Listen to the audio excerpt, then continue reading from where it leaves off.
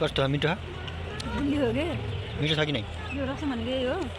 खै सर्लक्क माथि हामी पूजा घरमा गएर अनि तल यसो नजर घुमाएको चाहिँ नि चट्ट चाहिँ नि यहाँ बन्दै रहेछ राम्रो मिठो मिठो पकवानहरू।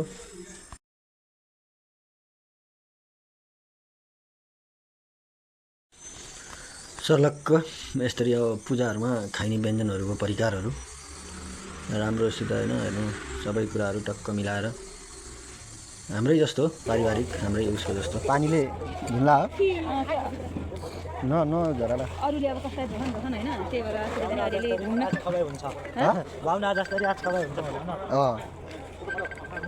फाल्नु त बाहिर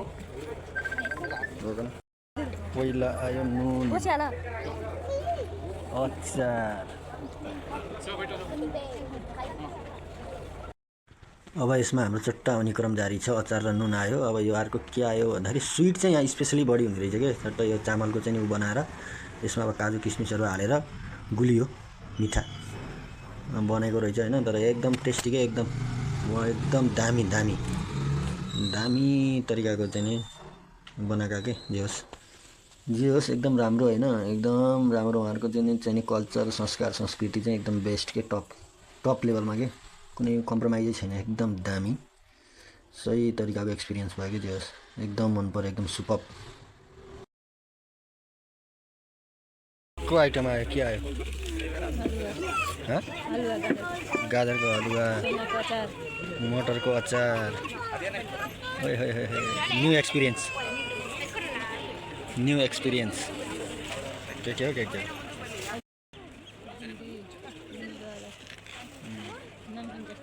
नमकीन वाला बुंदी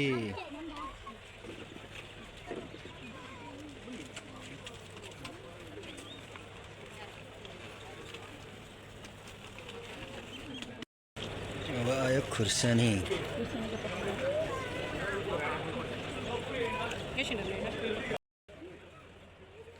पुरी आयो पुरी किन एउटा मात्रै कस्तो मिठो बुल्ली हो के मिठो छ कि नै यो रस भनेको यही हो। खै वाह भात पनि हाल्यो भने भातमा काजु बदाम किसमिस सबै हालेर खाइ यति नै हो खानेकुरा अरू केही पनि छैन के अरू आउँछ यो तरकारी आउँदै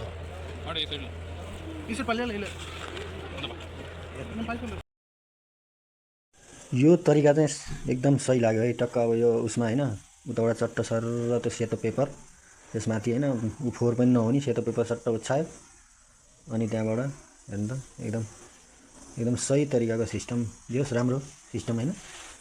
अनि उता